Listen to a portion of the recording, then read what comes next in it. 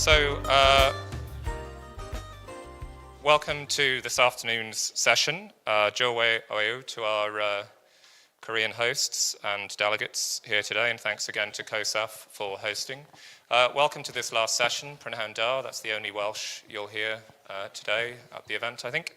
I'm just facilitating this session. I'm joined by five excellent presenters who are going to spend the next 2 hours telling us about a very wide, diverse range of programs. I'm Ben Lewis. I'm the Iasas Regional Director for Europe, and have about 20 years experience in student life, including 10 years as a Director of Student Life in a big university, setting up a number of diversity and mental health programs. I'm currently Director of the Open University in Wales, which is the leading part-time and adult ed provider in the UK. But today I'm here to keep our fascinating speakers to time, and also to avoid getting too absorbed myself in what they have to say during their sessions. We're slightly pushed for time because we have, as I say, 5 speakers today. Our first speaker, I'll just go through each presenter now, and then we'll begin the first presentation. Our first speaker is Will Prakash Fuyachuk from the Equality and Inclusion Office at McMaster University in Hamilton, Canada. And Will take us through some important issues around consent education, which I know are significant across the world. Our second presenter is Dr. Ella Nutu-Hall from Sheffield University in the UK, talking about the UK's Mental Health Charter, which is a new way of assessing mental health provision in universities. Then we have Maureen Antoinette Ledesma from De La Salle University in the Philippines, who will talk to us about evaluating programs which support artists and art students' mental health and well-being. And then we have Rosalie Katakis and Jennifer Innes, also from De La Salle University in the Philippines, talking about mindfulness evaluation. And finally, we'll hear from Alvin Sim from the Singapore Management University on their work embedding well-being in the whole university, which I know is something that many of us are talking about around the world. So each speaker will have around 15 minutes, and we'll have time for questions after each speaker. We are, of course, talking about mental health in this session, and some of the issues around that can be challenging for some people. So if you need to take time out, that, of course, is fine. And please be respectful of the points our speakers are making. Finally, there is an Iasas awards and evaluation element to all of the presentations at the summit, and I will leave a QR code by the door at the end of the session at 6 o'clock, which you can scan on your mobile device to feed back to Iasas on the speakers that you hear from today. So with that, I will finish up and hand over to Will. Over to you. Amazing. Thank you so much. I'm just wondering how to get my slides on here. Can you help me? Perfect. Perfect. Thanks so much. All right. Hi, everyone. Thanks for the introduction. My name's Will, and I work at McMaster University in Hamilton, Canada, where I manage the Sexual Violence Prevention Education Program. And I'm here to talk a little bit about my drag alter ego, you need to ask. So sometimes in my work, I get dressed up in drag as a drag queen to educate students about consent and sexual violence prevention. And I wanted to talk a little bit about some of the ideas behind that. So I'm going to actually start with, in the spirit of sort of intercultural exchange, it's typical these days in a lot of North America now to start our presentations and meetings with a land acknowledgement. And so I want to acknowledge the land that McMaster University sits on, around here or so, in what we call Ontario, resides on the traditional territories of the Mississauga Nation and the Haudenosaunee Confederacy, which are Indigenous nations in those lands. And those are lands protected by the Dish with One Spoon Wampum Agreement. And so the Wampum Agreement uses the symbol of a dish to represent the land and all the resources. And the one spoon is us taking what we need, but ensuring that we leave enough in the dish for others. And I think it's such a beautiful metaphor for a lot of the work that we're doing in student affairs. So I wanted to just start with that. And I did get this screen cap from a website called native-land.ca, really great website looking at Indigenous territories and languages and treaties all around the world. So before I get too far into my drag persona, you need to ask, I wanted to talk about gender-based and sexual violence prevention at post-secondary institutions in Ontario, Canada, recognizing that for some folks in the room, perhaps all our countries and schools are at different places in the conversations and policies and procedures around gender-based and sexual violence. So I want to sort of lay the land of the office and the role that I have before I get into this initiative. So I won't go into detail on all of these pieces, but a quick timeline.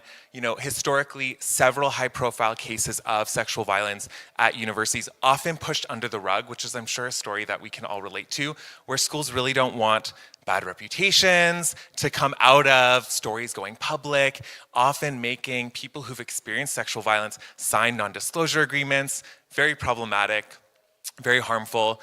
In 2009 to 2013, a national organization, CBC, did an investigation of 87 universities and colleges of rates of sexual violence, and they all reported really low numbers. Some even reported zero. And we know that that's not the case. We know that there weren't zero incidences of sexual harassment or assault or stalking among the student bodies at these large schools. So it demonstrated that, one, either people weren't getting the support that they need, or two, that we just didn't have good record keeping. People weren't talking to each other in terms of how are we collecting this data? And if we don't know what the data is or the issue is, how are we going to address it? That led to some provincial implementation of an action plan and Bill 132, which I won't get into too much detail around, but then that also led to a regulation provincially around sexual violence at colleges and universities. And that's when a lot of our institutions established standalone sexual violence policies. Prior to that, we had discrimination and harassment policy, but of course that covers sexual harassment, but there's a lot of other forms of sexual violence that weren't covered in that policy. So the policy development has really driven the development of the office and the work that I do. Very briefly, I'll just mention Courage to Act for anyone interested in gender-based and sexual violence and wanting to do some more research. Courage to Act is a national framework around addressing gender-based violence. They've established a set of national standards on how to work with people who've caused harm, how do we do intake, how do we address sexual harassment in experiential learning placements. Really, really phenomenal work at the Courage to Act website. So it is, of course, a Canadian context, but I'd encourage others to take a look at the amazing tools on the Courage to Act website, and that's funded through Women and Gender Equity Canada. And then over time, and still to this day, we can see amendments and new bills being passed provincially because we know that it's a lot of work. Most recently, Bill 26 addressing how we deal with staff and faculty sexual assault on students and harassment. So lots of change and lots of growth. We're kind of young with this compared to when I think of Title IX in the US for sure, but a lot of great work that's currently being done. And I wanted to just introduce my team as well, which make this work so possible, and give some context as well. So on the left there is myself, in the middle, of course. Beside me in the denim shirt is Natalie, so she's our case manager. She provides support to staff, faculty, and students who've experienced any form of gender-based or sexual violence. And then our director in the red sweater, Lenore Lukasik-Foss. So she does more higher level pieces, policy work, that kind of thing. And then on the right is a photo of me with, I have some graduate and undergraduate student peer educators every year who get trained to deliver peer-to-peer education programs. So I definitely don't do this work alone, and I feel so thankful for that. I know there are some smaller schools that still just have one person doing all of this work, which to me is very stressful to think about, because having this team makes the work so possible. So with that, I want you to picture your first week of your undergraduate career, maybe your first day in college, university, and at McMaster we have what's called Welcome Week. So we have a week of programming. Students are put into all these giant halls for the very first session, and then all of a sudden, out of nowhere, comes me dressed like this. So this is You Need to Ask, and for those who haven't picked up, it is a pun. So I always say, if you're not sure you have consent, you need to ask. So I like to do a call and response. Let's try it out. I'm gonna say, if you're not sure you have consent, you're gonna say you need to ask. Ready? If you're not sure you have consent, you need to ask. If you're not sure you have consent, so obviously I like puns. And I get to open Welcome Week. I'm the very first face that students get to see. And so I want to talk a little bit more about UNITA's journey. First, some influences. I get credited a lot for the innovation of the idea, and of course I've put in some thoughts to making this an effective idea, but there's so much influence here and beyond. So on the left, Samantha Biddy is an amazing sexual health educator based in Toronto. She uses a lot of fun and color and, how do I go back? There we go. Fun and color and drag to educate people about sexual health and consent. Drag Story Hour, people might have heard of, drag queens who get dressed up and teach about celebrating diversity and inclusivity to kids at libraries around the world. Patagonia, which is a play on the brand Patagonia, who does a lot of environmental activism and awareness in drag. And on the bottom is an event in Toronto hosted by my friend Sean called Science is a Drag, where scientists get dressed up in drag, often for the first time, and they talk about their research, and it's in a very sort of, in a way that everyone can understand, and then they do a little drag performance afterwards. So definitely not the first person to use drag for education and activism and awareness. Drag's actually got a long history of that. It's been really interesting to bring it into higher ed. But again, I've met other people who are drag performers at other universities, so there's a few of us out there. There's a few of us out there for sure. So my story starts actually years ago when, before I was in this role, I was in the Student Wellness Center at McMaster, and I thought one day when we were training all of our student leaders, there was about 2,000 student leaders who get trained to run our Welcome Week, orientation week, and they would sit through hours and hours of presentations on mental health and substance use and inclusivity and lots of great stuff. And I thought, how can I make this a bit more interesting, right? How can we engage students? So that's one thought I had. Really though, I didn't have the space to throw this idea out there until I was part of the Sexual Violence Prevention and Response Office, where my former boss, Hagar, who was also queer, she was so wonderfully inclusive. It was such a wonderful space for me to throw out an idea that I didn't really know where it would go. I had this idea of dressing up in drag, but it sounded like a lot of work. Was it gonna be effective? You know, I didn't really know how the community would react. So the importance of a psychologically safe workspace and the importance of a supervisor who allowed me to be authentic was really key in this. My goals are sort of threefold, and I'm gonna talk about each of these. One, as an access point for the McMaster community. Two, queer visibility. And finally, using a strength-based approach. And there's just a photo of me the very first time trying out some women's clothes, which was a very intimidating experience, but I had a wonderful friend with me to help me through it. So first is access point for the community, and I've tied these to the Iasas objectives for the conference that were listed on our program. So two of the ones that struck me as objectives were inspiring collaboration and enhancing student engagement. So when I think about an access point for the community and inspiring collaboration, I think of all the different groups that have actually reached out to me to host their events on campus.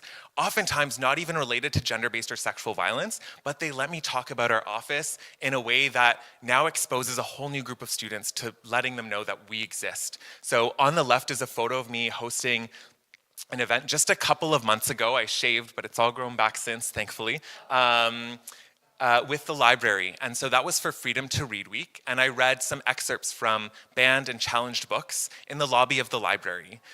People are trying to ban drag, people are trying to ban books, so we thought it was a really great collaborative event idea. Enhancing student engagement, you can see photo of me there on the right. That's again during our Welcome Week celebrations. I go out in drag, I get a lineup of students wanting to take photos with me, and it's so, so wonderful. You know, the Sexual Violence Prevention Response Office is a pretty scary name. Most of us are taught to not talk about sex, let alone sexual violence. And my office is in this really beautiful Gothic building, which is kind of scary to enter. The door is like wrought iron. It weighs 3 times what I weigh. So I can't imagine what it's like for an 18-year-old who's maybe had one of the worst experiences of their life to try and get support by walking through this door that basically says, do not enter, right? So how can I, as the most outward-facing person of our 3 staff members, really serve as an access point to the university? I remember meeting my cousin once outside the steps of my building, who's a student at McMaster, and we walked in to show him my office, and he said, oh, I feel like I'm not supposed to be going in here. I was like, if my own cousin feels like that, and he's going to my office, how does a random student who doesn't have a cousin here feel like walking in, right? So UNITA is this fun alternative to what can be a very challenging and heavy topic. Second is queer visibility. So with the Iasas objective, promoting inclusivity and diversity. And on the left, that's me with some of the peer educators, trying out some bearded drag. I think it looks okay, but I do like the beardless look a bit more. And that's at our local Take Back the Night rally, which I know takes place globally. So perhaps some of you also take part in your Take Back the Night events in your hometowns. And there's me at the Pride crosswalk on the right. And just the messages I get in person, through my DMs on Instagram, from queer and trans students is amazing.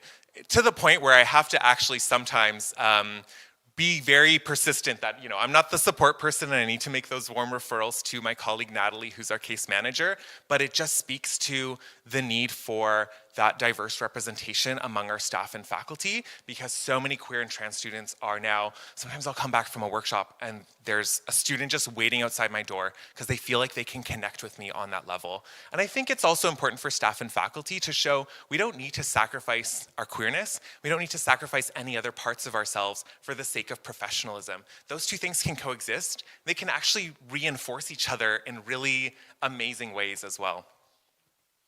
And finally, a strengths-based approach. So yes, let's talk about the world we don't want. We don't want a world of sexual violence. We don't want a world with harassment. We don't want a world with assault.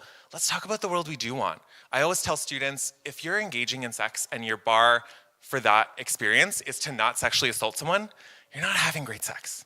Similarly, when we talk about the workplace, if our goal is to just not harass each other in the office, sure, that's great, and we're complying to our human rights legislation, wonderful. How do we go beyond that? How do we raise the bar? How do we talk about the world that we do want, not just what we don't want? And so I think that's where UNITA comes in. So I get to go around and do Instagram videos with students, which is super fun. On the top right is me performing with some local drag queens on campus at a dirty, sexy music bingo event, where I got to do some sex education and do some performances to songs that I thought promoted healthy relationships.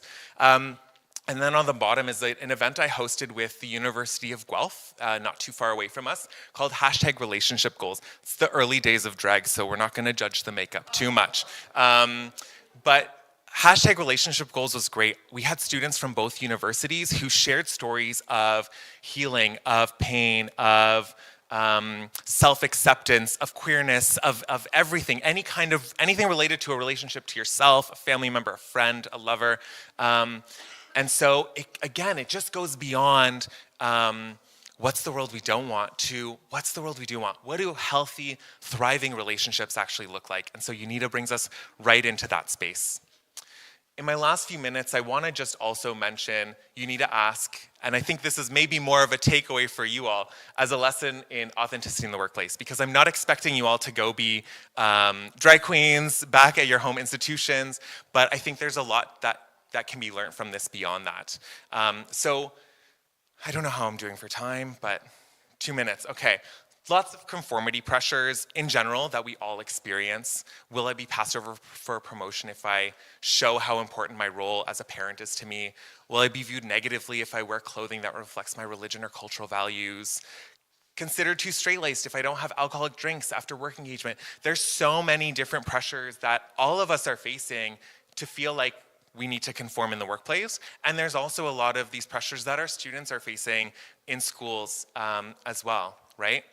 So this quote I think is really great. It says, "The secret killer of innovation is shame. You can't measure it, but it's there. Every time someone holds back on a new idea, fails to give their manager much needed feedback, and is afraid to speak up in front of a client, you can be sure that shame played a part.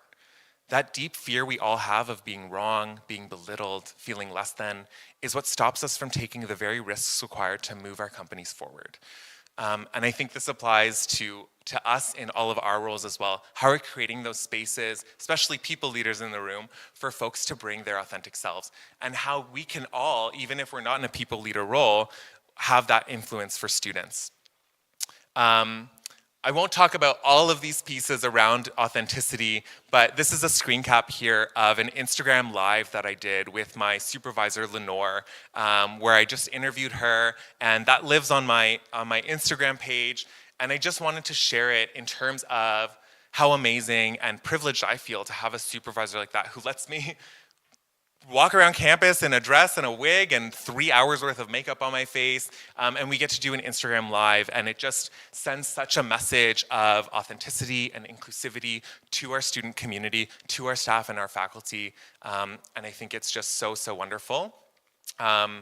So I'll leave you with just some questions. What are the ways we can serve students better, enhance our experiences at work, inspire collaboration, all sorts of other things, if we could bring our authentic selves to work? So again, if you're not sure you have consent, very nice. Thank you all so much.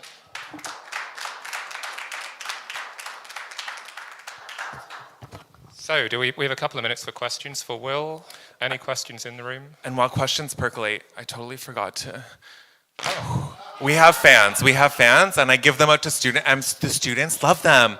So like getting students excited about a sexual violence office because we have fans, like, it's great. If you gave those out to everyone, you'd have won the award. I do have stickers to give out though, so I'm gonna give stickers, you can pass them around. I won't be offended if you don't take one, but. Don't know where Iasas stands on bribery, but if it works. Any questions?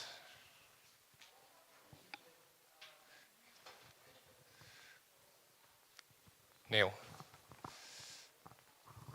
Thank you. There's so many questions. It's like, where did you get that black dress? Is like the 3 Vintage hours? store. Oh, great. Is the 3 hours that you put makeup on work time? Like, there's so many.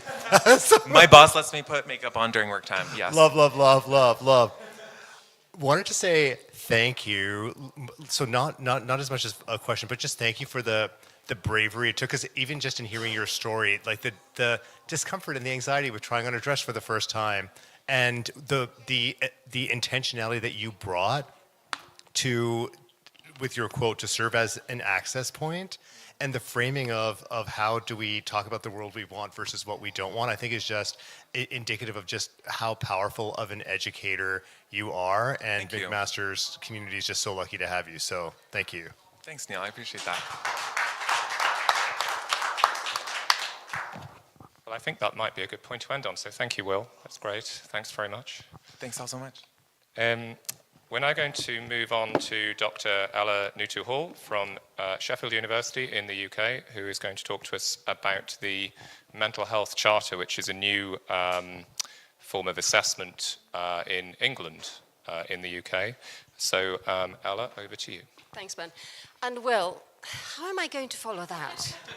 Honestly, as a cisgendered heterosexual woman, white as well, right? 안녕하세요. 저는 엘라 누츠호입니다. See, I can perform a little as well.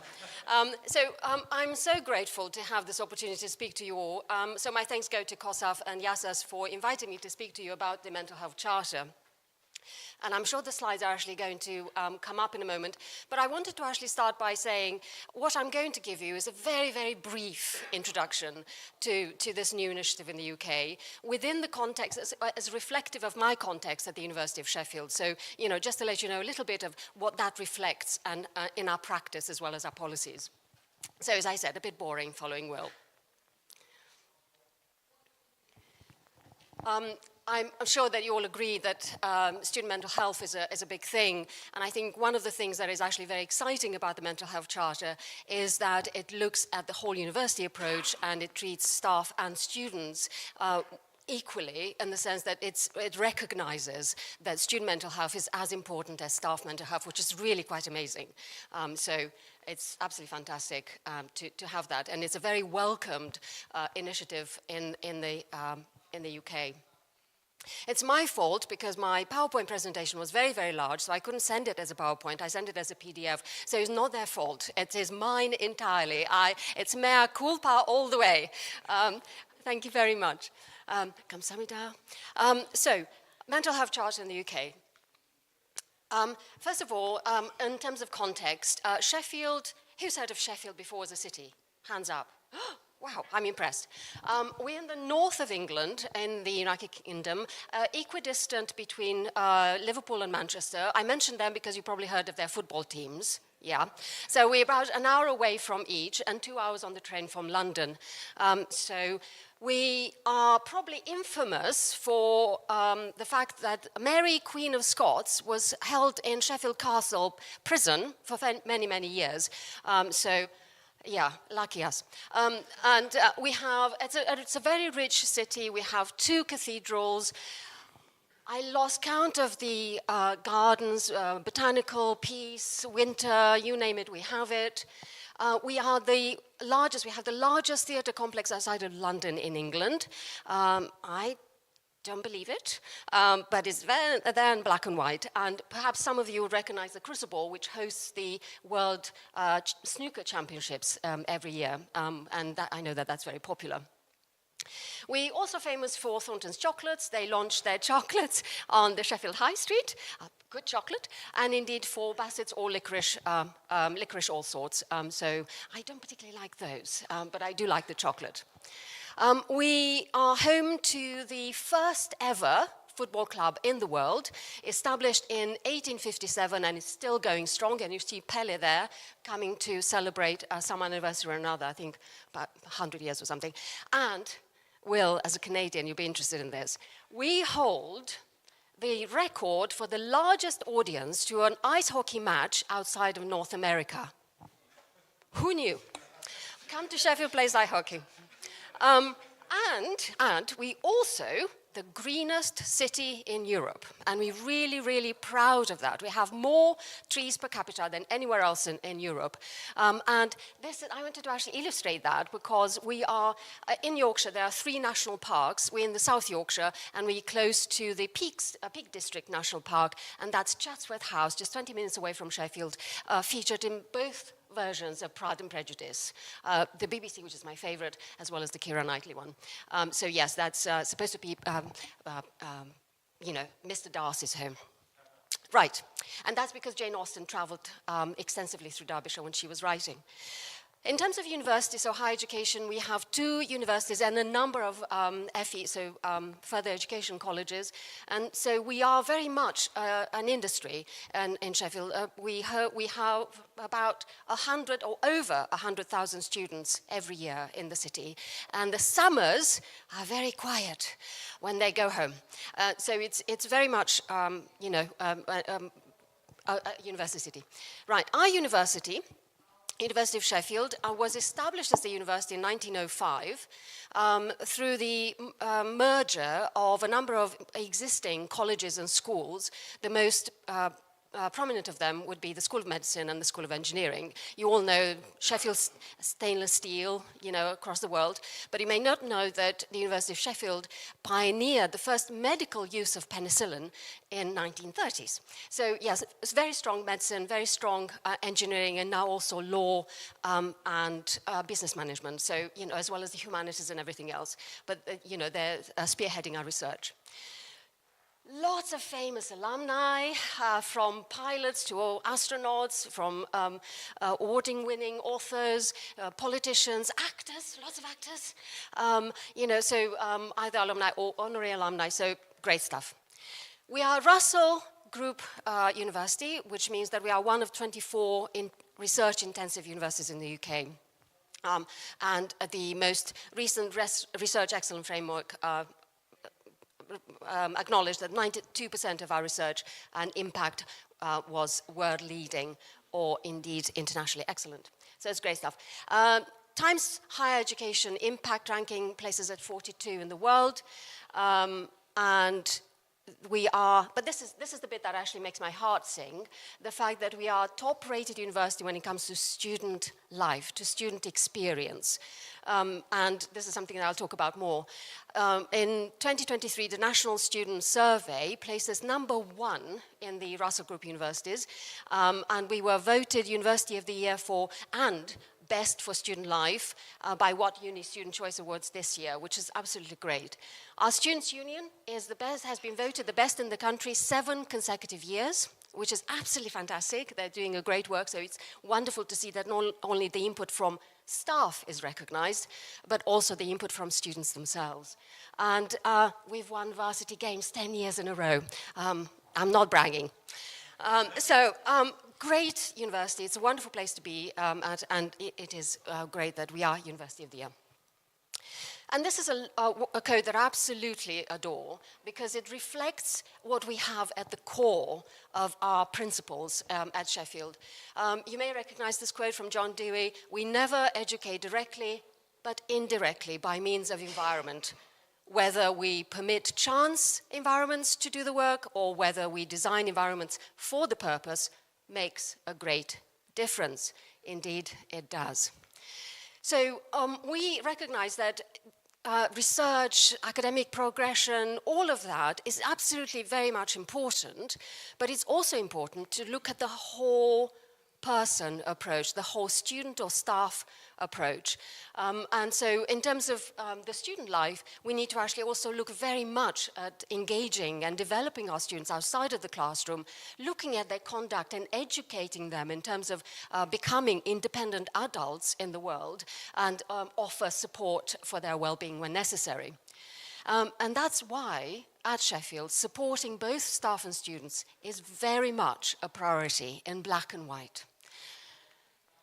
And that's why we so welcomed this initiative. So Student Minds, a charity in the UK doing fantastic work, created this University Mental Health Charter, which is government-backed. And so the government also issued a step change challenge, Mentally Healthy Universities. In the UK, you probably know that universities are largely autonomous, which is great. But it does actually help when we have a general direction of travel so that we all together look at what to do in order to support our students and staff. And one of the things that was actually revolutionary was that the Step Change Challenge insisted on universities being health settings. And I absolutely love that quote from the World Health Organization: "Health is created and lived by people within the settings of their everyday life, where they live, where they learn, work, play, and love." I'm a softie, aren't I? And the thing that the whole university approach is actually modeled on 4 domains. And they are learn, live, work, support. And they're very much interconnected. That interdisciplinarity is extremely important at Sheffield. And so that's absolutely core, and it came from the recommendation of the whole university approach, came from the University Mental Health Charter. And ta-da! University of Sheffield, we were awarded this charter last summer. So it was launched in 2019 with a pilot of 3 universities.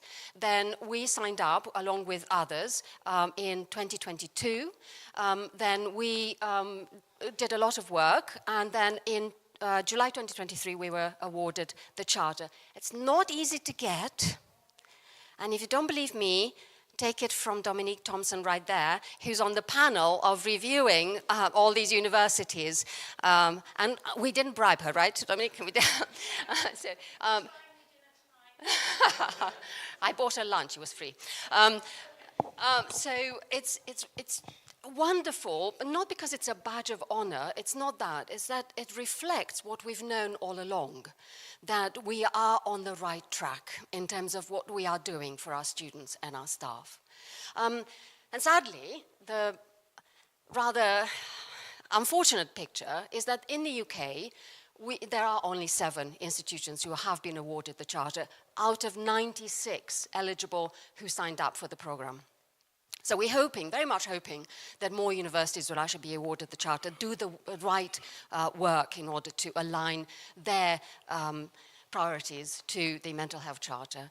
Because certainly the government, the deadline that the government issued was September 2024 for all eligible institutions to at least sign up to the program. So very interesting. So we'll see how that goes. And in terms of excellent practice, there were certain areas that were identified as excellent practice, and that is the embedded National Health Service doctor's practice. So we are one of 2 universities in the UK to have our own GP practice, general practitioner practice. Residence life, so looking after the students in the university accommodation, which includes support, responding to conduct, as well as that engagement and development piece in terms of the community building. Disability transitions, Belief, No Belief and Religious Life Center, formerly chaplaincy, but then that it was recognized that it was probably too restrictive in terms of its title. So we acknowledge that spirituality or lack of is very important to people, so they might actually want to talk about it. And that, again, that is open to both staff and students. Estates and libraries, yep, you get that. And last but not least, leadership. I'll talk a little more about that. We're very, very fortunate that we have leadership buy-in at Sheffield. They go with all our crazy ideas. So let's look at some of the domains very briefly. So in terms of the learn domain, the idea is that we move away from just pursuing academic excellence, and pushing our students for longer and longer hours in the libraries, for higher and higher grades, but rather creating a curriculum, developing the pedagogy around modes of delivery that would encourage our students to recognize the skills that they're developing and helping them get that self-confidence in order for them to be happy and apply themselves to their studies. So it's not just learn, learn, learn, but hey, do you know that you're learning and how amazing it is? And so yes, your grade may not be what you expected, but that's good. And quite often, what we fail to do very well is to support our students to fail, and fail well. Because we all stumble and fall. It's an inevitable part of life, but what we find is that our students don't really have the skills to get themselves up again, dust themselves off, and start again. And I think that's part of the learning journey that we need to be able to focus on as well. You can tell I'm an academic as well, right? So in terms of the live domain, you might actually think, oh, that's easy. We make sure that the halls are nice and clean and there are rules and regulations and they're happy, right? Well, it's more than that. Because students in the UK, they start university at 18. They're barely adults. They're legal, but their brains haven't really caught up with that. And at Sheffield, we only house about a quarter of our students. And the other students actually live in private accommodation. So, that first work that we do with them, because we guarantee accommodation to all the first-year undergraduates, is absolutely essential to set them up for what comes next.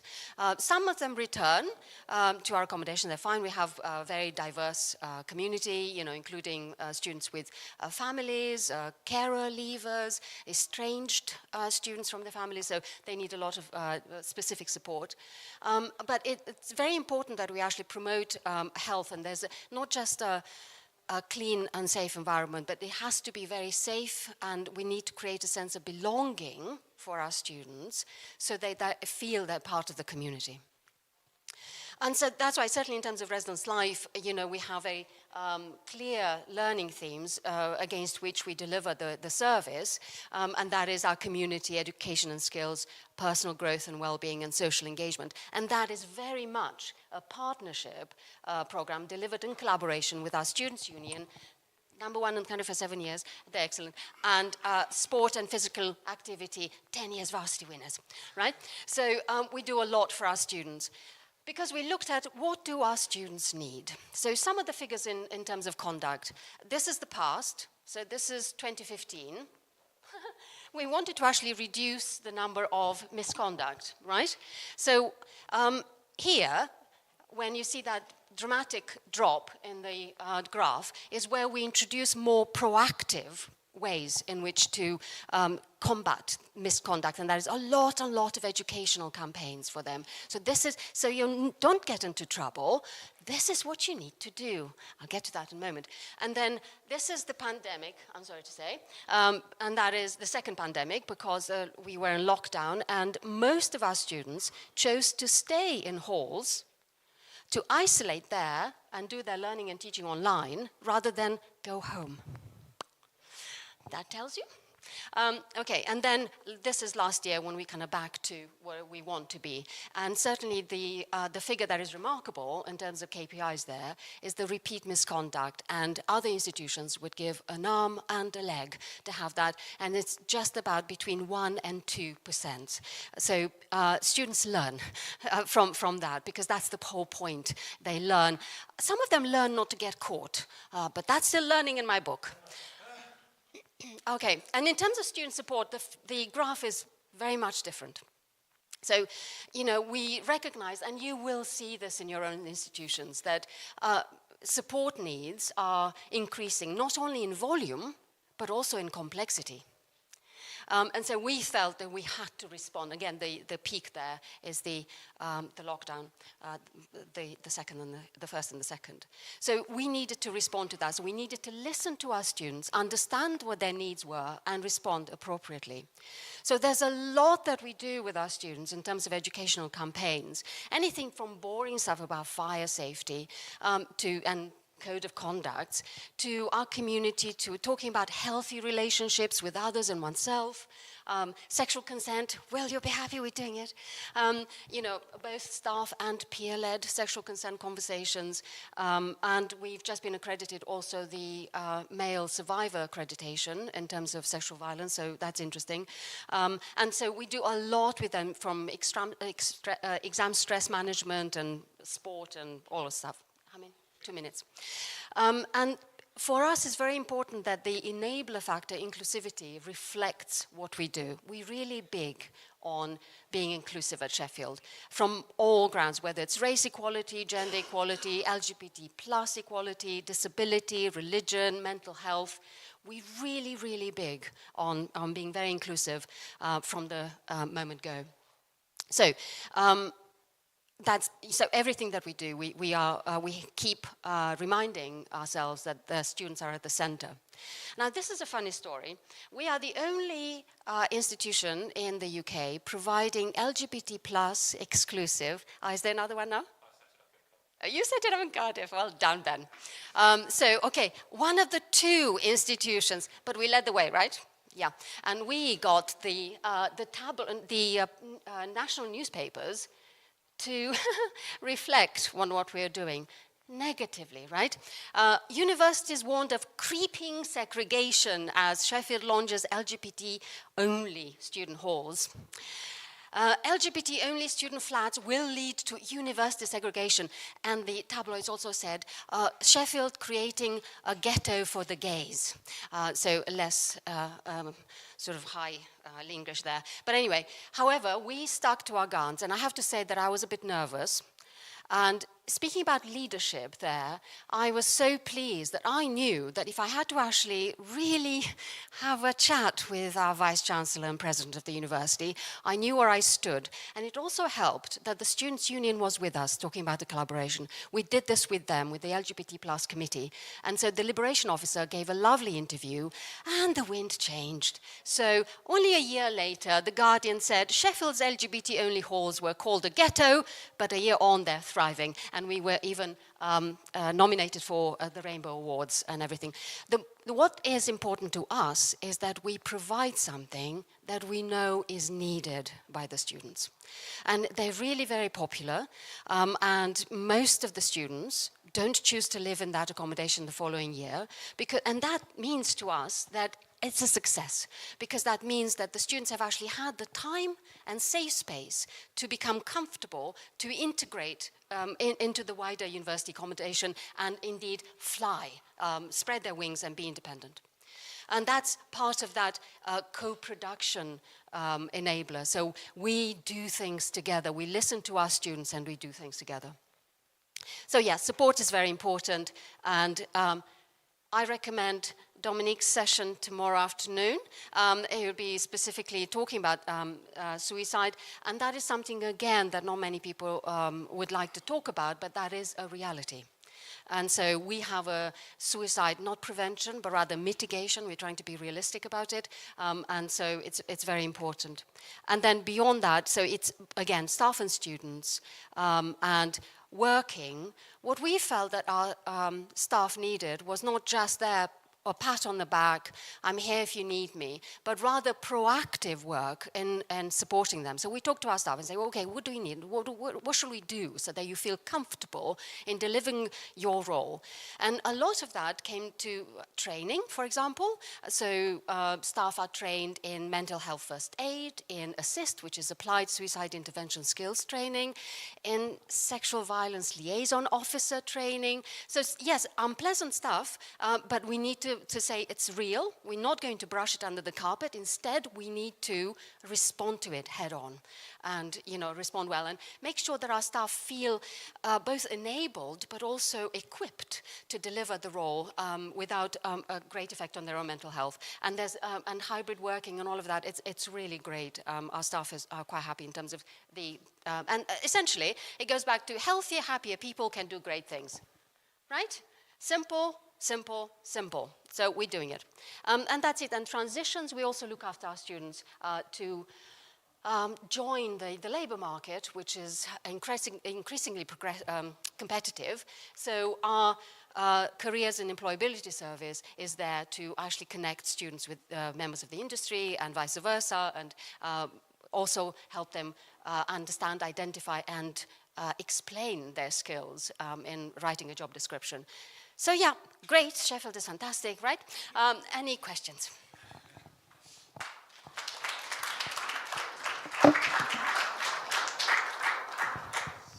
Oh, there we go. We have one question. Go ahead. Thank you very much. I enjoyed the presentation. Thank you. Just, I want your comment on two issues. The first one, I'm quite excited that your student union, Our students? your student leadership union, Yes, they're lovely. was They're voted 7 times the best. in the UK. Yes, in the UK. Yeah. Coincidentally, I have come with the student leaders, 2 of them. It would be nice to appreciate some of the best practices that your student union is involved in. Yep. Yeah. That's one. Number 2. I have a small brain. Can I just answer that one first, and then we'll come to your second one, because otherwise I'll forget. Students' Union, they are an independent entity, so they're independent in the sense that they need to be able to be a representative voice of the students. So they don't belong to university, they don't report to the university per se, but they're independent, and that's extremely important, and that's why they're so good. Because they can, and the officers can really have very frank conversations with senior leaderships and all leaders, and they know that they take it on board.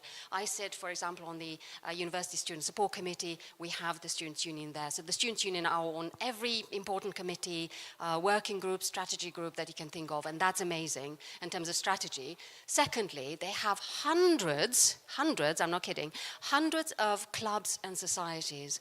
And so they accommodate the students' needs, desires, sense of identity. So you have, Polish club, or any club that you can think of, whether it's connected to common interests or nationality or race or just anything. I, for example, when I was a student, I'm a proud alumna of Sheffield, I did my PhD there.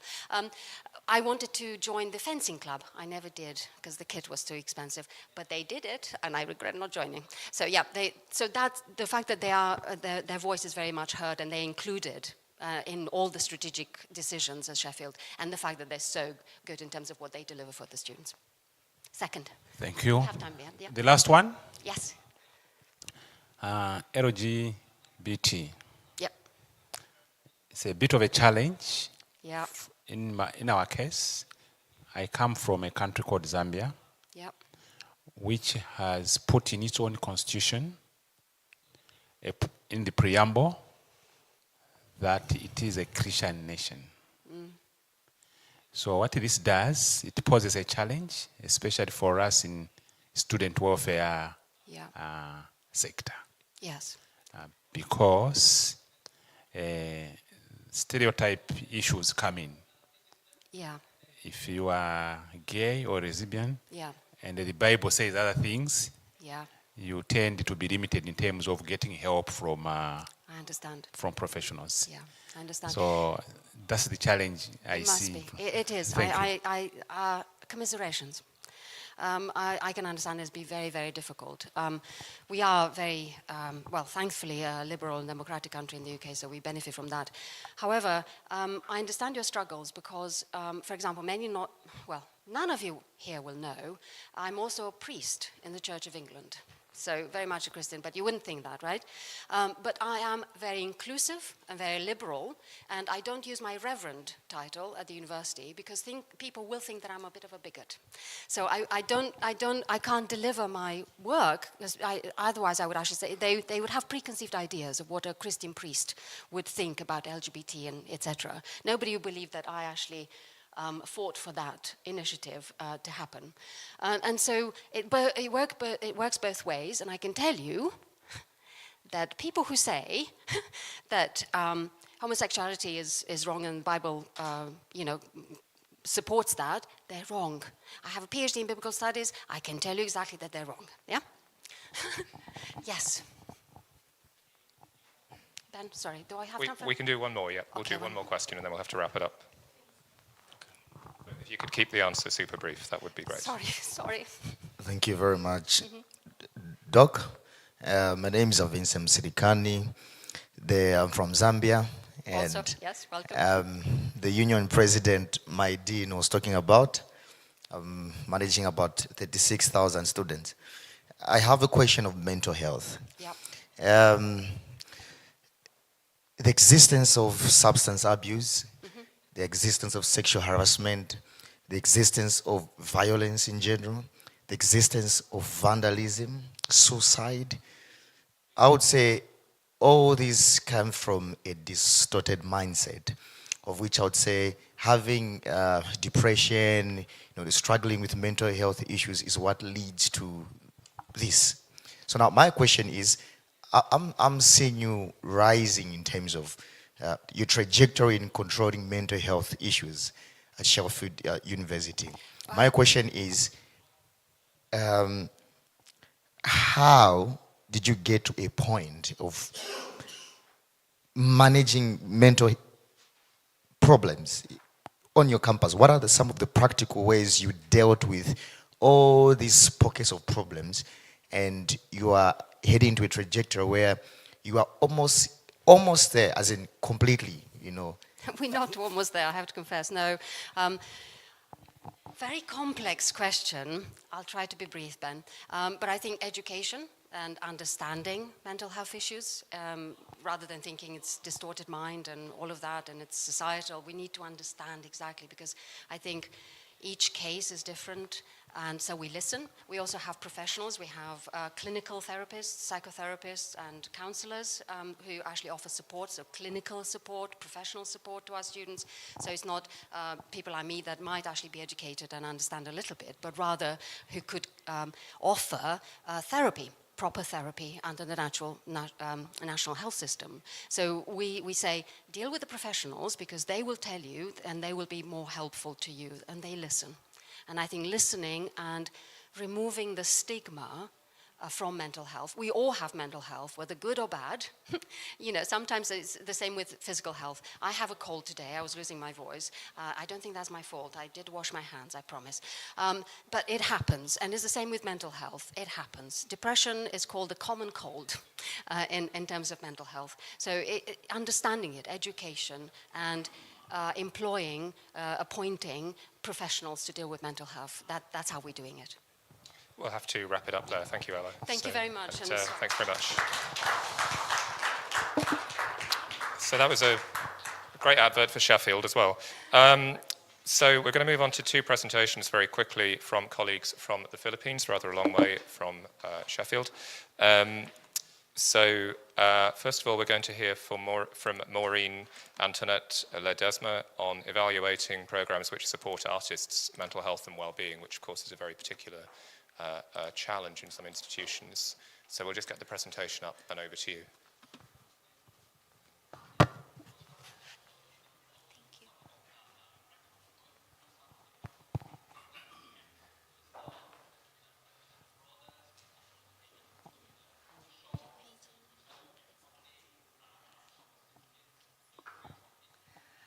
Hello, good afternoon. It's 5 o'clock, okay. Good afternoon, everyone. Are we still okay? Are we hungry? So I'm Maureen Antoinette. You can call me Mao for short. So I'm from the Philippines. So I work as a university counselor at the De La Salle University. Before I proceed, may I ask who are school counselors here? Yay! We have school counselors here. So my study, it's a program development study, improving the mental health of student artists through life skills intervention program. So in our university, we have this anchorship program wherein we have counselors assigned for student groups, and I happen to be the anchor counselor for the student artists. So I developed a program intended only for them. So this study actually, it's years in the making. It's divided into 3 phases. So for the phase 1, it's a needs assessment study. Then phase 2 is for the implementation of the program. And the third phase is the evaluation. And that's what I'll be presenting to you today. So just a quick introduction or just a short context of this study. So as we all know, as students, it's already stressful, right? We've been students once, and maybe most of you here are still students at the moment. So students who are carrying dual roles, I think it's even more challenging, right? No, you're a student, you're an athlete, you're a student, you're an artist at the same time. You're a student, you're a scholar, something like that. So if you have, or if you're having a lot of roles, like in the campus, it can add to the level of stress. So it can cause stress that may lead to mental health problems such as depression, anxiety, sleep disturbances, and of course, substance abuse. So as part of my intervention program, I chose life skills. Well, upon reading about it, I was amazed about since numerous studies, the results from numerous studies show that it's really effective, especially in helping individuals manage their problems, such as depression, anxiety, loneliness, rejection, etc. Also, some of the studies reveal that life skills training is also proven to be effective in increasing mental and physical health and also in decreasing behavioral and social problems.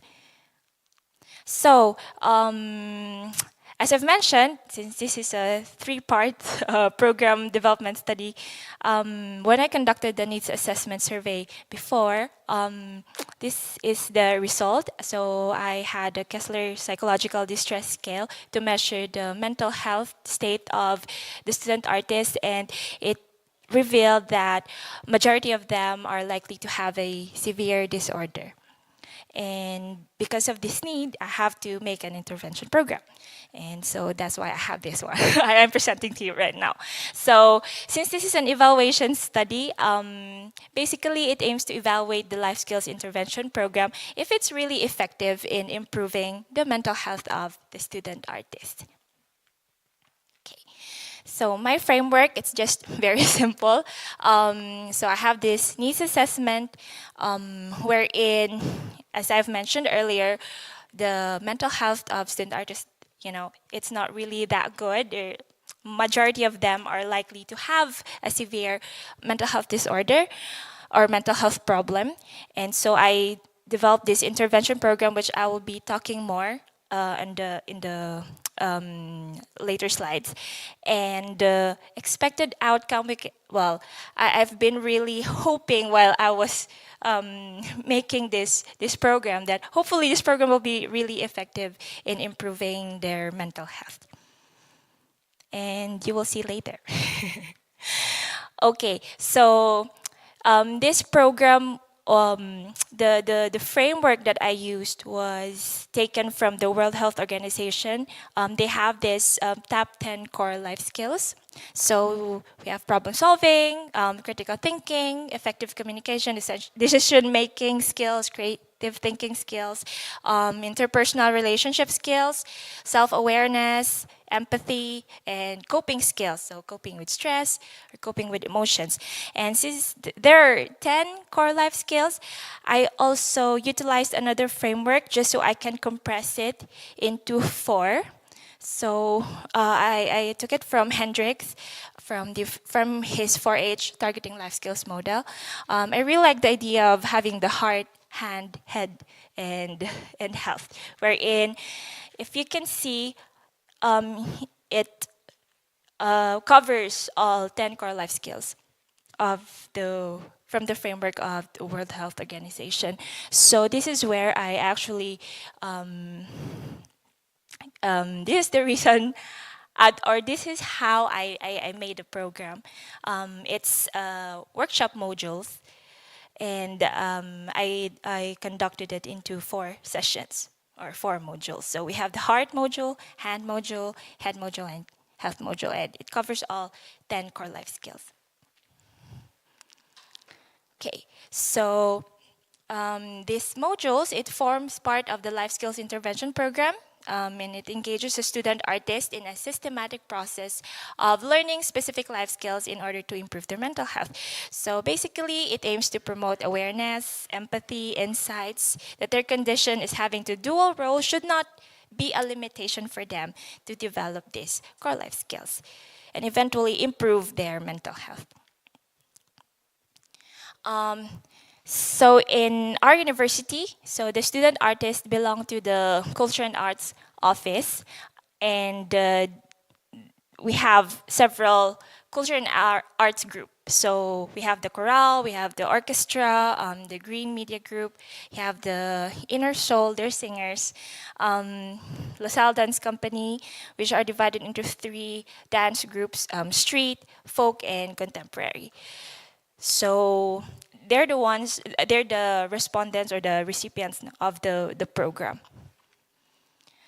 And so for the time frame, for each module, I had a 120-minute or 2-hour delivery or time frame.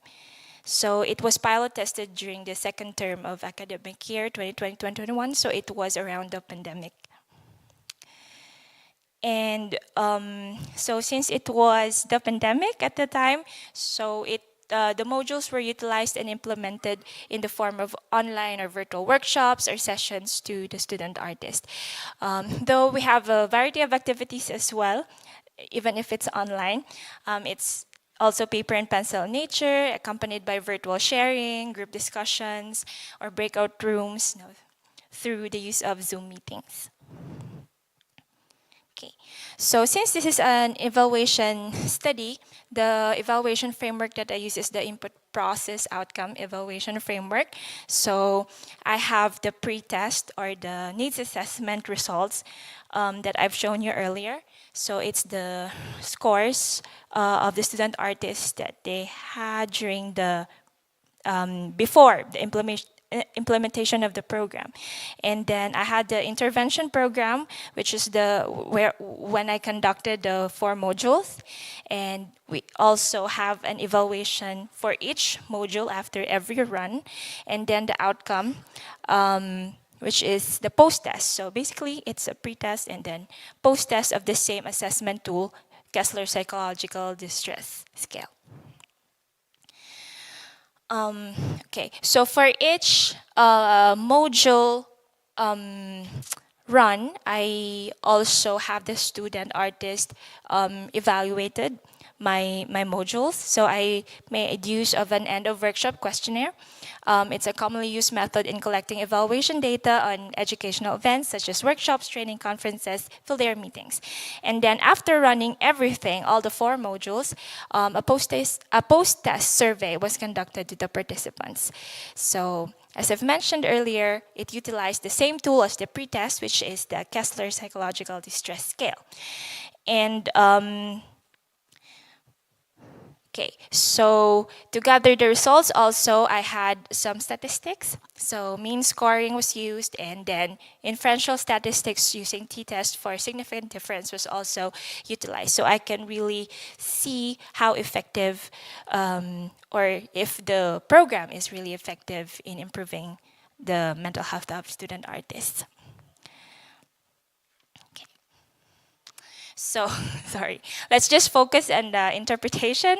So for the pretest scores, so it's, as you can see, it's likely to have a severe disorder. So that's before the program was implemented. These are the scores of the entirety of the module evaluation. So the entire group, they're actually very satisfied with the module delivery or the module content. And I just included some verbatims from from the comments of the student artist from the evaluation. And so these are just examples, and it's positive. Their feedback are positive about the for each module. So for heart module, one of the student artists said that he learned how to not just understand himself and my priorities in life, but also understand other people through empathy. For the second module, which is the hand module, one of them said that communication is important. However, it's hard to do during the pandemic, which is why it's important to continue communicating with people in our lives to help keep us sane. And then for head module, one of the student artists shared that I think this event helped us think outside the box with regards to problem solving and decision making. I'm very grateful with the life skills series because it really helps shape us into not only better artists, but better persons in entirety. And for the final module, which is the health module, or it covers the coping skills, coping with emotions, and coping to stress. So one of the student artists wrote, I learned different ways to help cope and manage my emotions, especially during difficult times. I learned from my peers to find balance when it comes to trying to strive and knowing your own limitations. So that's for the module evaluation. And yes, for the post-test, so if you can remember the pre-test scores, now it's post-test. So this is after the intervention program. So in entirety, the results show that they are likely to have a mild disorder. And when grouped into sex, female or male, so likely to have a mild disorder. And then according to year level, so for second year, likely to have a mild disorder. And for junior college students or student artists, likely to have a moderate disorder. But I'm really happy when I found out these results. So especially when I tested it for significant difference, which is, yes, there is a significant difference in the program implementation. So in simpler terms, so from pretest results, which student artists showed that they're likely to have a severe disorder in terms of mental health. So we have the intervention program, conducted in the intervention program, and after all the modules have been ran, the post-test results showed a significant difference. So from likely to have a severe disorder to likely to have a mild or moderate disorder. So yeah, so it worked. So in other words, the program was indeed effective in improving their mental health. So it was helpful and effective improving the mental health of the student artists because it made a difference. So backed with some studies in life skills, it's also, so in other groups or in other universities also, they use this to teach and improve mental attention, positive self-talk, effective recovery after a poor performance. And the life skills program, they aid in addressing adjustment and mental health concerns that student artists might face as they manage responsibilities, not only in the academic, but also in their creative environment. And for recommendations, so it's recommended to conduct it regularly to student artists because during this time it was only a pilot run. So hopefully we can have it regularly every academic year. And also variety of activities are also recommended, especially now that we're out of the pandemic period. So maybe we can brainstorm for more variety in activities and modify the program into a hybrid or in-person form of delivery because at the time it was purely virtual. And of course, because during that time, there's no budget involved. It was just, there's no fund allocation for the program, but we made it. It was still made possible. So I think it will even be more improved if, we have a fund allocation for that, and so we can also extend it not only to the student artists, but also to other student groups, or maybe the entire student population in the university. So I think that would be all for my study. Thank you very much for listening, everyone.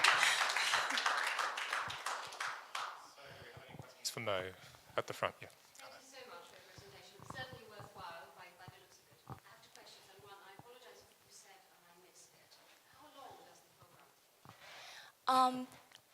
I conducted the program in a term, just one term. So one term, the university, it's like 4 months. Yes, ma'am. Student artists have the option to re-enroll if they need to revisit that module of the program or not? Is it just once and that's it? Um, Have you thought about it? But I'm just asking. yeah, like what I said, ma'am, in the recommendation that we really want it to be regular. Regular for the student artists. Yeah. Yes, especially those who are new recruits. Yes. Any more questions? Then thank you very much, Mo. Thanks. Thank you, sir. So we're now going to hear from Rosalie and Jennifer on mindfulness evaluation, also from De La Salle University in the Philippines. So over to you. Good afternoon, everyone. Well, following the presentation of Will, Prakash, and of course, Dr. Hall and Ms. Maureen. So mine is, I'll present what we did for the program, but I'll also discuss what happened with the result of the evaluation. I guess when pandemic happened, in the Philippines, it's kind of different compared to how it was in the rest of the world. We were doing online classes for around, that was 2020 until 2022, I think. And up until now, we're still, in our university, we're still on a hybrid format, which means the students only go to campus around 2 days a week and then 2 days online, which is different pre-pandemic because in the past, they all come to campus 5 days a week. Okay, so I guess that's a little context of the program. So this is college students' engagement in an online single-session mindfulness-based workshop. And my co-author, of course, is Miss Jenny Ines, at the background, supporting me. Okay, so, okay, thank you. I'll just cite a little background as to this relevance for this one in terms of student mental health. A lot of studies were conducted in terms of why is it important to look into the well-being of students. There was a survey done back in 2013 up to 2021, around 350,000 students in 373 different campuses, and they've learned that there's a declining trend in terms of mental health among students, with a decline in terms of their flourishing and an increase in depression symptoms. So they further found that during the pandemic, there's a heightened risk factors among certain racial and ethnic groups when it comes to mental health. And efforts were made. A lot of different universities offered quality programs and services during the pandemic. And I guess for all of us here in student affairs, this is one of the challenge because majority of the programs of the universities within our offices, within our units. So we need to think of what particular program to offer, how it will be delivered, and when it was delivered, we'll have to think of how engaged would the students would be in our program, and what would be the results or what would be the impact of our programs for our students. There's one from World Mental Health International College students, which is under the World Health Organization. Their programs also aims to promote college students' mental health and well-being. And one interesting program, if you look into different programs in the recent years, mindfulness is also an emergent program that shows the potential benefits quite a lot, decreasing physical signs of stress, reducing reactivity to emotions, psychological symptoms, improving regulation of behavior, increasing subjective well-being, promoting sleep, reduces stress, and improves psychological well-being. So if these are the effects, why not we offer it for the students, right? But majority of the programs, if you will research, in terms of, well, a quick definition from John Kabat-Zinn. Kabat-Zinn is the one who developed MBSR, or mindfulness-based stress reduction. Okay, and he defined mindfulness as a form of non-judgmental, purposeful attention in the present moment. Because if we look at our student population, where is their mind? Like when they go to classes, a quick example, where are you right now? You're here, but our mind tends to go somewhere else, right? It's either we wonder from the past or earlier, or we think of what would happen next. And this is the same for our students. That's why there's mindfulness. So it's bringing our attention into the present moment. And looking into the benefits, so there was a lot of researches. Some researches is relevance or benefits for patients with medical conditions, but this one would be for college students. So there was a pilot study done by the group of Dorokova back in 2018. Mindfulness training program showed improved life satisfaction, decreased depression, anxiety, sleep issues, and alcohol consequences among college students. They also highlighted that it reduces stress, there's a self-regulation skills, they have a healthier lifestyle, and students have a higher confidence level for future use of mindfulness. It means after attending the session, in the future, it's more likely that they will use the skill that they have learned when they are in a stressful situation. Other researchers also agreed, and it also presented that some of the participants, they also followed, they have this something called home practice, that after attending the session, you're supposed to do the practice on a regular basis, on a daily schedule, right? And that's part of the program. And it showed high compliance in terms of the program intervention.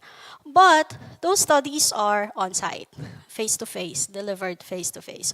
So we look into what would be the benefits if it is delivered online. So some of the studies showed, like a systematic review conducted by Yugeswaran and his group suggested that although it is delivered online, it has the same benefits as the on-site or the face-to-face session. And it is well received by the participants. It showed potential benefit in terms of improving their well-being and managing stress. And there's another study for online mindfulness intervention. They also reported that it also improved their mindfulness. It includes overall well-being and positive affect. But other than having it online, what if the session is a single session? Because most of the mindfulness programs are 8 weeks. The protocol for MBCT and MBSR are both 8 weeks, right? Mindfulness-based stress reduction and mindfulness-based cognitive therapy are delivered in an 8-week format. So what if the session is online and it's a single session? So there are several studies. They also noted that although it is a single session mindfulness intervention, they have the opportunity to introduce the principles and techniques in a concise manner, and it serves as a start to learn about mindfulness and incorporate it in their daily lives. In the kind of work that we are doing, our students are all busy. it's kind of difficult to get them sign up for a certain program. More if there are home practices that they need to do, which means they have to do the skill that they have learned during the week and then come back for the following session. So one way to do it, what if it is a single session and it is online? So the research on factors that affect the participant engagement in an online mindfulness session can help bridge this particular research gap. Because if it is difficult to get them sign up for the program, then we need to know what are the factors that would help us, and we would do it, that the students would be engaged on a certain program. And it shows that impact of session length, interactivity, content relevance, and participant motivation on engagement levels are very important. So for our study, we look into the factors in terms of engagement, and we found at least 5. So one is a learning objective. So when the learning objective is the students have high expectation of their performance when they understand and they clearly know the goals or the lessons of the activity, which means it is likely that they would engage in a session if they know the objectives. Autonomy supports their when autonomy is present, no, so students able to attend the online workshop in their own volition because they have to sign up on their own. So we can infer that they can also relate to the session workshop.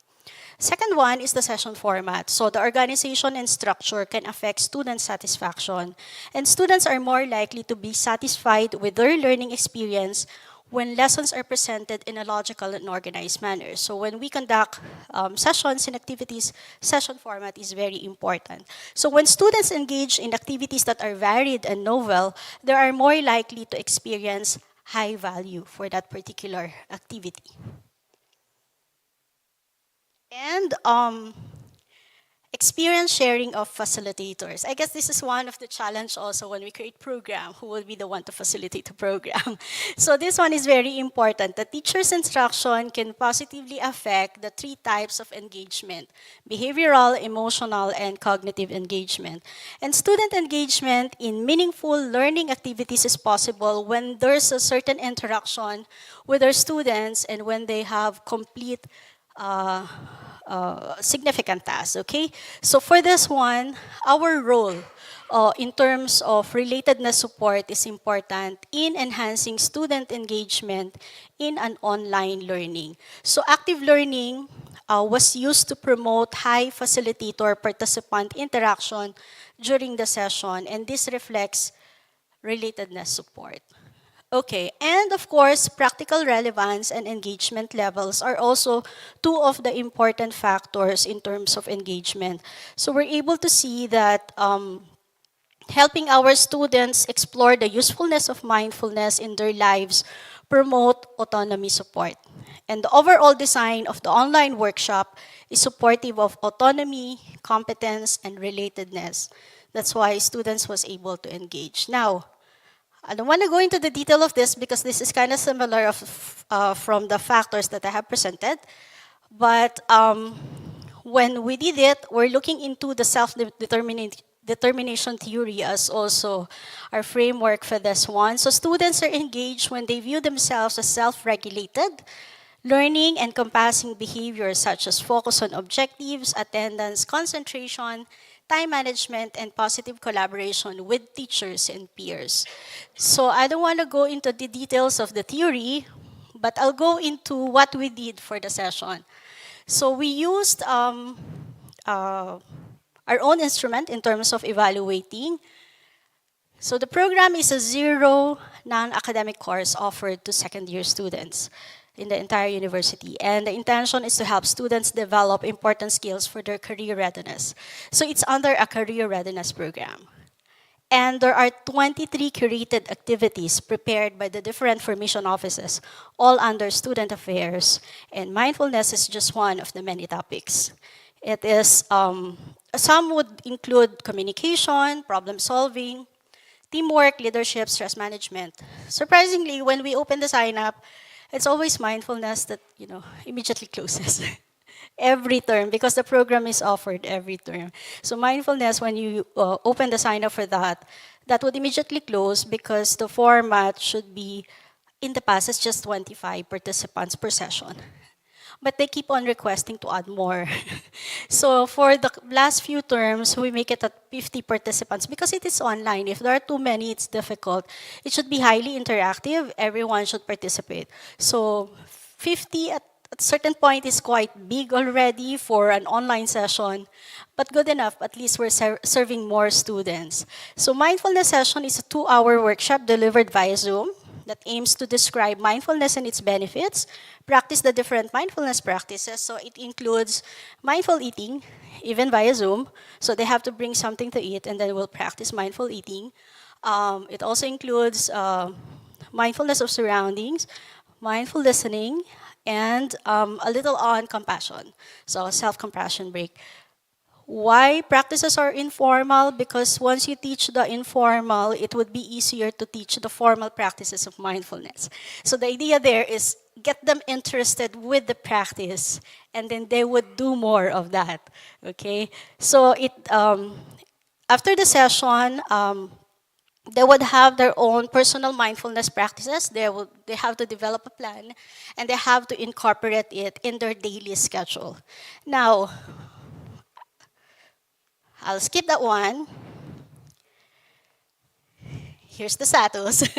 Because in the university, if you're not sure, you need to ask, right? So even if students participated, they did the evaluation, of course you need to go through the ethics and have another consent because they answer the evaluation, but we don't know if they want the results of their evaluation be included in the research, right? So you need to ask.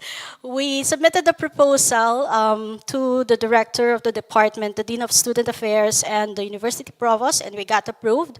And we submitted it to the ethics review board.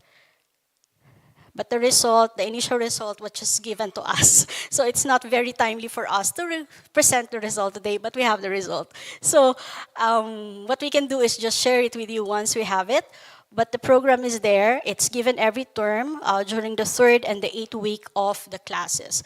We were thinking that it would contribute to their skills development in terms of understanding and practicing mindfulness, integrate it into their daily lives, and of course, provide us some insights on how to deliver or design a certain program that would increase student engagement. I guess this one is very important because we always create programs for our students, but we don't know how high is their level of engagement in the programs that we offer. It's also very important for Student Affairs Office and administrators for possible implication on program development and course offering. Remember, that one is a 0-credit course, which means they're all supposed to get it. They're supposed to enroll, but it's a 0 credit, which means we need to have a high level of engagement for them to be able to be part of the program. And of course, for future researchers to contribute to the knowledge capital and learn the gaps in terms of research related to student engagement, especially for sessions in an online single session format. As I mentioned, it's different for us in the Philippines because up until now, we're still in a hybrid format. So all our sessions can be delivered on-site or online. And these are some of the references of our study. And if you have questions, you can also email me and my co-author, Ms. Ines. Thank you for your time and thank you for listening. Thank you, Rosalie. Bang on time. So any questions?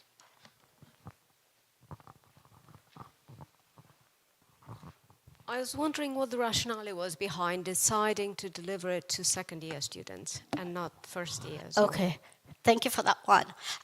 We have a different program for first-year students. Yes, and mindfulness is already introduced to them, but the program is more of a learning, it's more than a psychoeducation, giving them background about what mindfulness is. So it's online resources. They don't get an opportunity to attend the session. We do have public offerings though, that's for general population. But the second year, they have another program which is a 0-credit course. And all the student affairs offices have the opportunity to offer specific topics. That's why it's for the second year, because it's under a course on the second year level. Thank you. Yes, but it's part of the curriculum of the flow chart for the courses that they need to take. Thank you. Any other questions? Well, Rosalie, thank you very much. That was great. Thanks very much. So we're now going from Manila to Singapore, and we'll welcome Alvin Sim from the Singapore Management University, talking today about embedding well-being and a whole university approach, which is something many of us will recognize from other countries around the world. And a great way to finish today, is I think it brings together a lot of what we've heard already. So, Alvin, once your presentation is up, over to you. All right, thank you. And I have the great honor to stand between you and dinner. and feel free, your well-being is important. If you need to stretch, no offense, right? You can just take a stand and just stretch your bodies, because we've been sitting for a very long time. Today's presentation is really talking through the journey that the Singapore Management University went through in terms of fostering holistic wellness on campus for our students. Just a very brief background. In Singapore, we are the third oldest autonomous university. When I say third largest, I think in terms of scale, we are actually very small in terms of where you may come from, right? We have about 10,000 students. The majority are undergraduates, and the remainder will be your postgraduate students. The work that I'm presenting really started during COVID, all right? And COVID led, in many sense, for us to rethink how we approach student well-being. In the past, it was a very much reactive approach, all right? So we had definitely the school counseling team, all right? And when students had problems, go to the counselor. Problem, go to the counselor. And obviously, that was not sustainable, especially when I think we all experienced that during COVID, when we couldn't see our students face-to-face, when there were many new issues that emerged during the COVID period. So that really led the team to rethink our approach, all right? We needed something a bit more proactive, a bit more upstream, rather than just keep continuing to augment the number of counselors that we had. We had to go upstream. And in that particular paradigm shift, then we looked at the work of many researchers in the area of resilience, all right? And we actually found a lot of evidence, all right, about how resilience and mental ill-being, they were related, all right? That generally where students have the skill of resilience, it actually reduced mental ill-being. And conversely, right, with resilience, it actually enhanced mental well-being.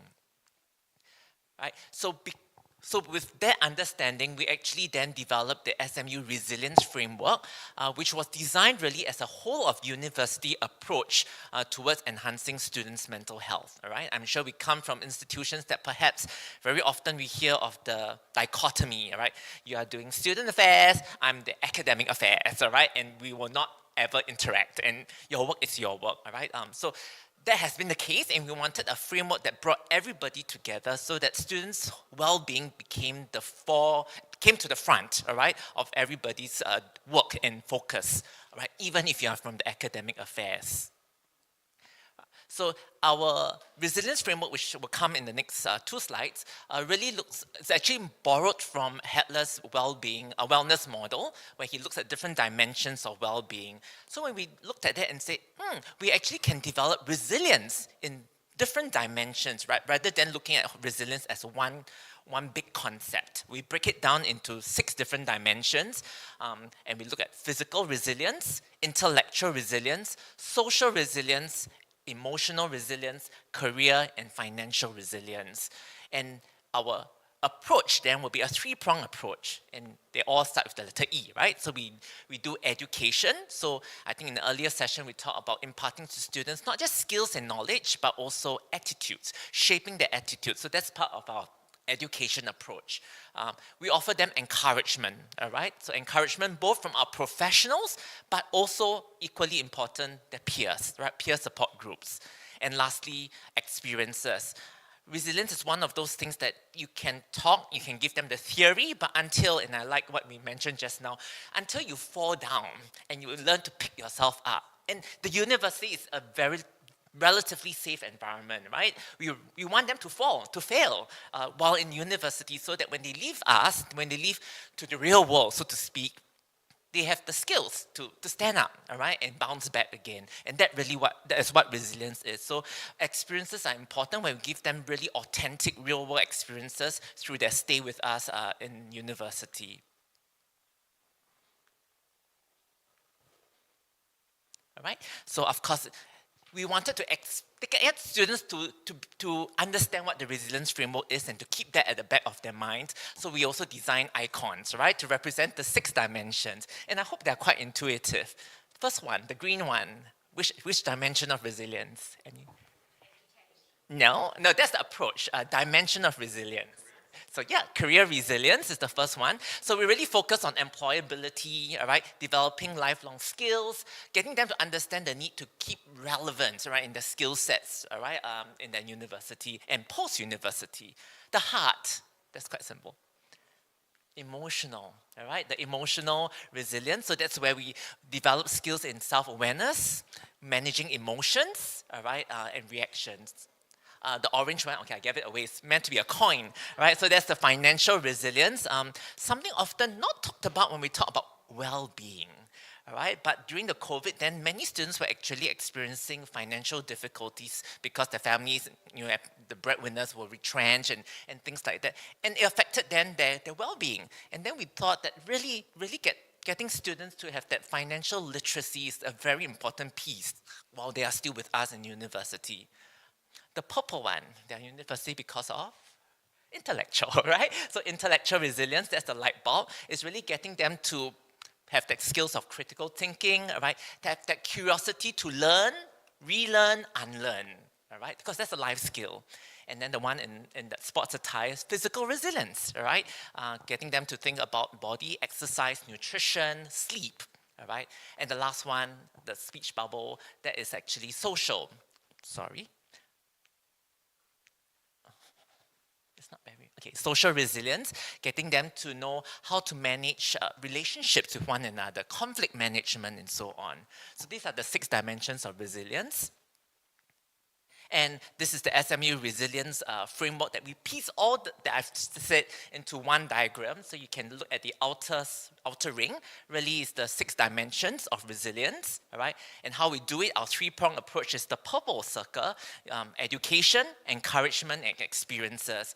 And inside are just some of the programs or initiatives that the university is carrying out so that we can achieve the objectives. So when I say that we involve officers or departments outside of just the student affairs team. So for example, the career coaches, which sits outside in our school, it sits outside the student affairs team, right? So we have a career office, and they have been doing career coaching, right? And now we tell them that you are part of well-being, right? Because you are supporting career readiness, you are developing career resilience in them, all right? So they never saw their role as being supporting a student's well-being, but now they understand their role and where they sit in this whole SMU resilience framework, all right? And I think when we operationalize the SMU resilience framework, it's very important for us also to make sure that we have that layers of care, all right? What we call the tiered care model of support. Because as I said, in the past, before this resilience framework, we were always focusing a lot of attention on students who come to the counseling center, right? Because we identify these are students who need help. The rest of them, they are doing fine. But what makes us say that, all right? Just because students don't go to the counseling center doesn't mean they don't need help, or they don't need the support, or they don't need the skills or education, right? So when we came up with the resilience framework, it really helped us to tier, all right, our provision of services to students. So tier 1 is really well-being promotion, all right? So this is for everyone, all right? So this will include much of the education work I talked to you about, right? Tier 2 will be low-intensity services. So these are students with low level of mental health challenges, and this typically it could be supporting them through counseling, all right, or stress management skills and so on. And of course, then we have students who might fall into need more higher intensity level of services. But when we saw our well-being support in this tiered level, then we understood how we can do our programming, right? Because our programming is not just for the tier 3 and 4s. Equally important is actually tier 1, because tier 1 reaches every single one. If I do tier 1 well, technically, I'm catching them upstream, right? My tier 2, 3, 4, I should have fewer students falling into those tiers. Right. So I'll just give you some examples of programs we have run at the university into our in the three-pronged approach. So in terms of education, nothing new, right? We do a lot of online resources because it's very hard to get students to come for mandatory classes, right? Especially when it's not for credit, all right?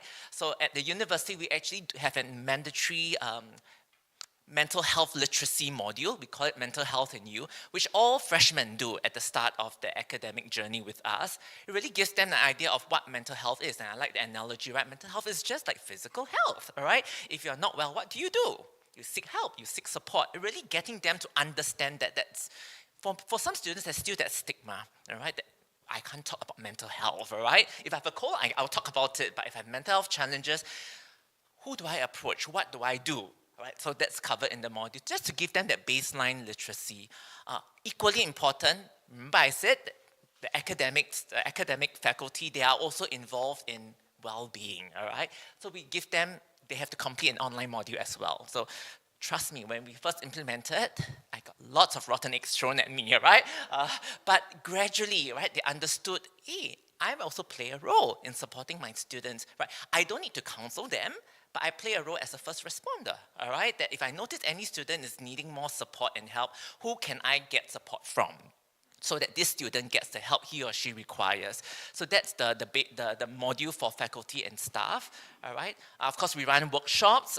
We also launch a self-help app. We call it the Resilience at SMU app. So a lot of the resources that are available on websites and so on, we place it within the app. So it's meant as a self-help tool because the SMU Resilience Framework at the end of the day is meant to empower students to take charge of their own well-being, right? We believe that students have agency, all right? And the idea is that even when you leave university, you are equipped with these skills to help yourself and others, all right?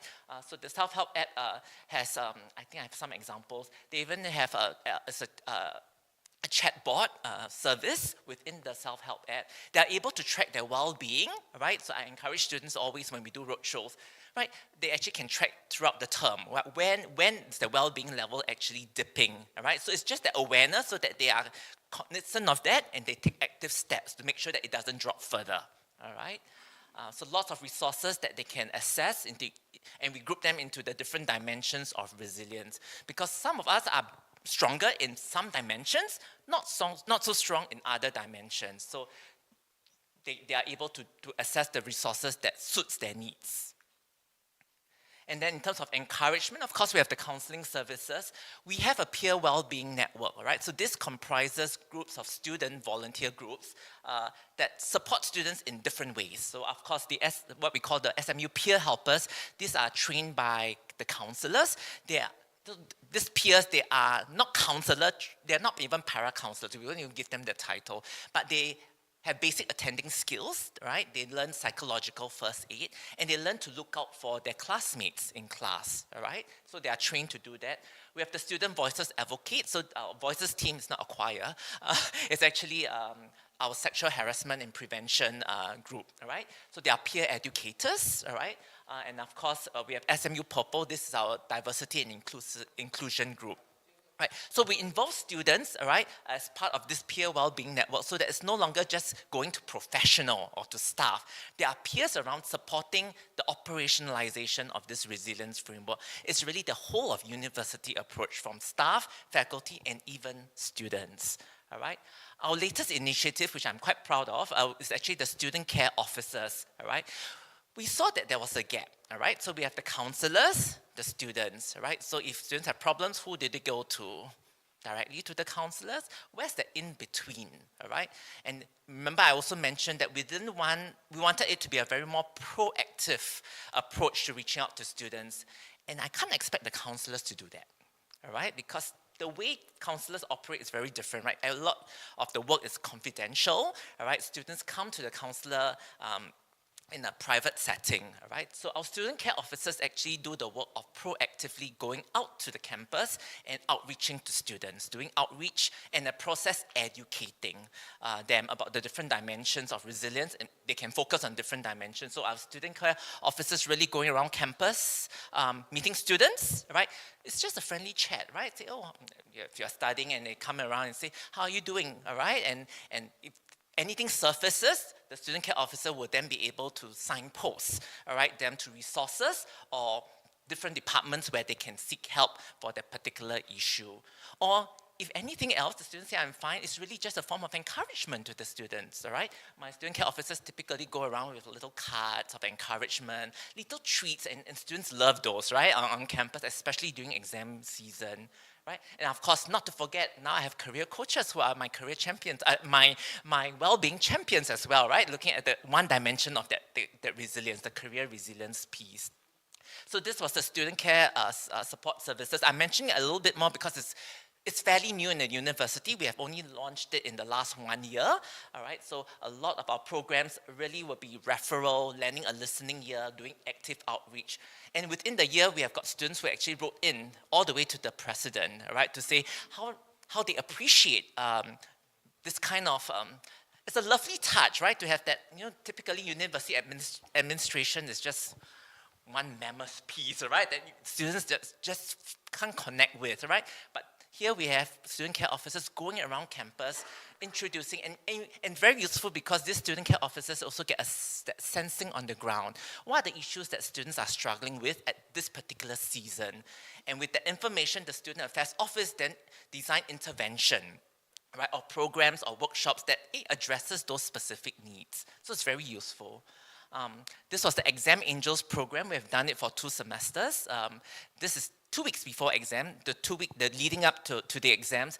My student care officers, 2 of them, you see on the screen, they actually set up a cafe in the library, in the main library. And for 3 hours every afternoon, in the 2 weeks leading up to the exams, they actually operate a cafe, right? We get coffee. They like bubble tea too, so different beverages on different days. And then we get different stress relief activities, short ones, all right? Sometimes it's coloring activity, it could be tabletop games and so on. Really for students just to come down during the mugging season, right? Just to take a break, relax, chat with one another, right? Well, in the second picture, they also start to write words of encouragement to one another during this season. And we compile all these and we have an encouragement wall right in the library. So the minute they enter, I think it's very comforting for them in the exam season. Our president even wrote a message. She wrote a poem actually, right, for the students. We invited faculty to submit their words of encouragement and we printed out on the encouragement wall. So again, really the idea that all of us are in it, the whole of university, supporting your well-being, students' well-being.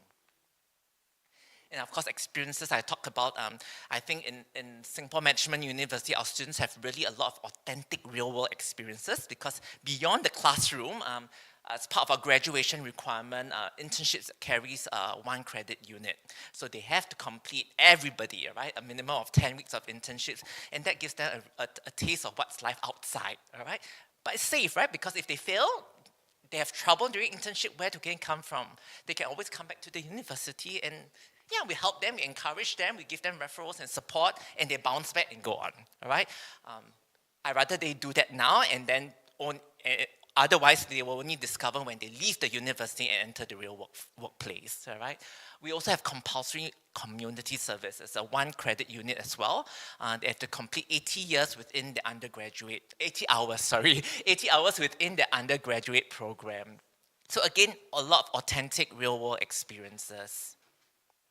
Right? So I'm coming to the end of my presentation, and how do we know that what we are doing is fulfilling our objectives, all right? So we adopt an evidence-based approach, and every term we actually conduct what we call a student pulse survey, and one of the questions within the student pulse survey is actually a resilience index, right? It's a validated index, and we are collecting that data so that we can track our students' level of resilience. We have different hypotheses. So for example, we can slice and dice the data, right? We're looking at cohort, for example. When they first join us at year 1, and when they leave us eventually in year 4, how has that resilience changed, right? We are not expecting magically a big jump, but it should, minimally to me, it should remain stable and increase, right, a little bit.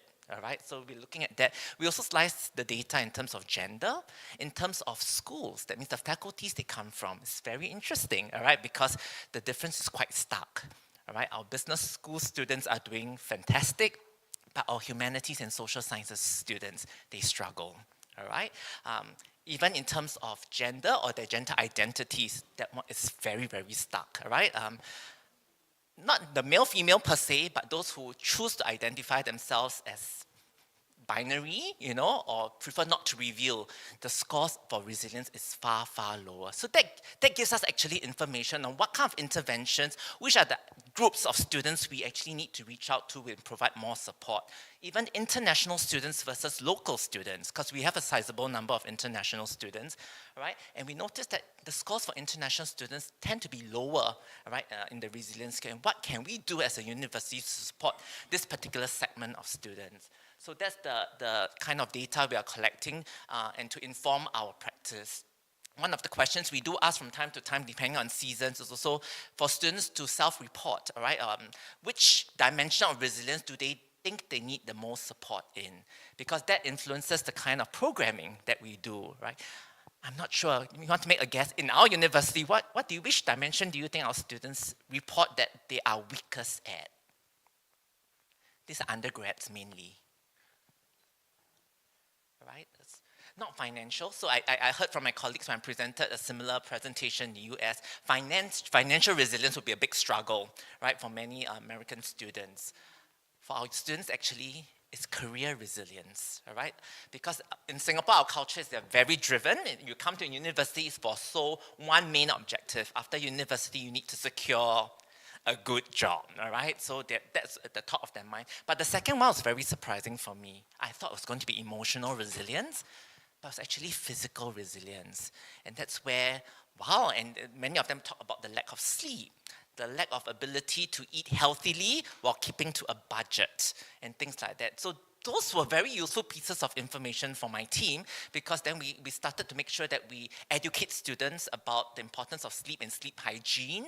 We got experts to come in to talk about eating healthily to keep to a budget, right? Just because you have a limited budget doesn't mean you cannot eat healthily and things like that. And we actually work with our facilities team to see what kind of vendors, food vendors we can bring in to make it easier, to make healthy food more accessible to our students. So again, really embedding the whole well-being approach as a whole of university approach, right, within the fabric of the university. Yeah, and so ultimately, we hope that with the resilience framework guiding the whole of university's work, we'll be able to help our students and provide them with many pathways to flourish in life. And I think that's the goal for all of us here in this room, right? To see our students thrive, to flourish, and to lead happy lives. Right? With that, I end my presentation. Thank you so much.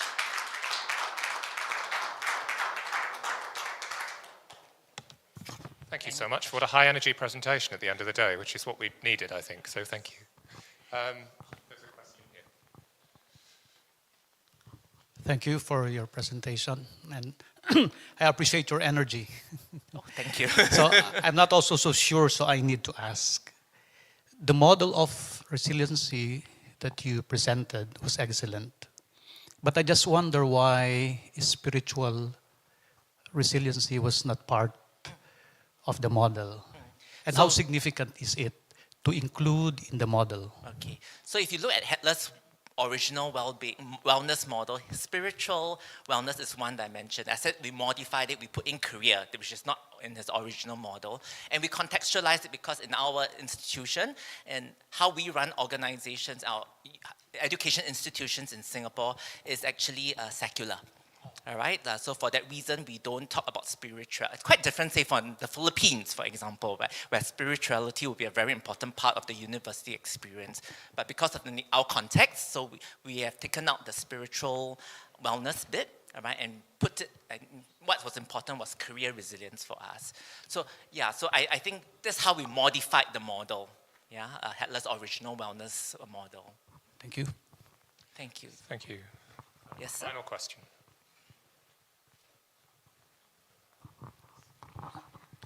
Thank you very much, Alvin. You said something very important earlier. You said when students don't come for help, doesn't mean they don't need help. Then you also mentioned of the gap between counselors and students.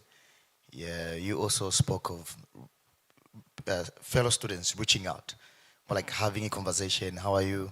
And they are able to pick one or two people who like encourage them to go for counseling.